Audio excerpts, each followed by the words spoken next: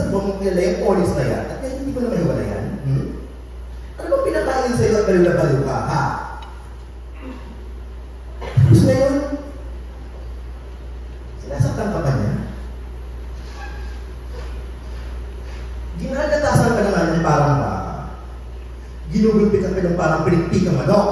Ganyan na talaga kami, maglapinan ni Onyx, medyo rough. Hoy!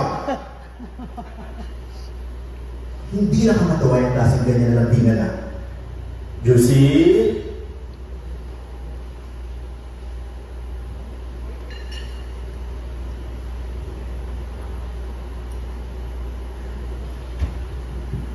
Ay, nako! Tignan mo nga naman ang kambal na siguro na ng ulan. May sumapit ang unos. Onyx, ang lakas ng ulan, napadaan ka. Oy, Onyx! Alam mo bawal yung ganyan itsura dito sa Marikina, di ba? Well, bawal ang gumala-gala sa Marikina ng walang suot na t-shirt. Alam ni Mayor Fernando yan. At saka di ba, kakabigyan ko sa'yo yung bagong t-shirt ng kapatid ko. ang init eh. Ang init ay umuulan. Ano ka, burakan ka eh, no? Kasi gusto ko magbubad eh, pakay mo. Josie, kaya yung barkada eh. Inuman daw may labok mo eh.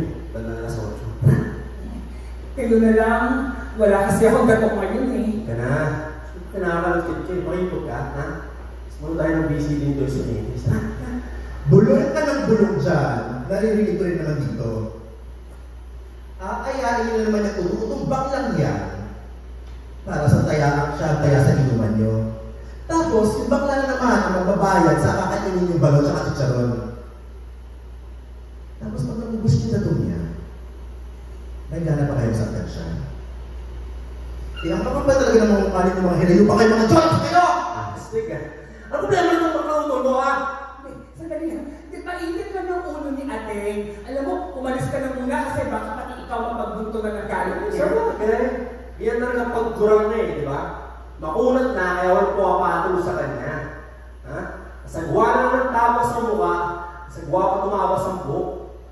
Eh, kaya walang papadugit sa parlor ko eh. Hindi ko nga alam paano yung parlor is there. Tsaka-tsaka mo kung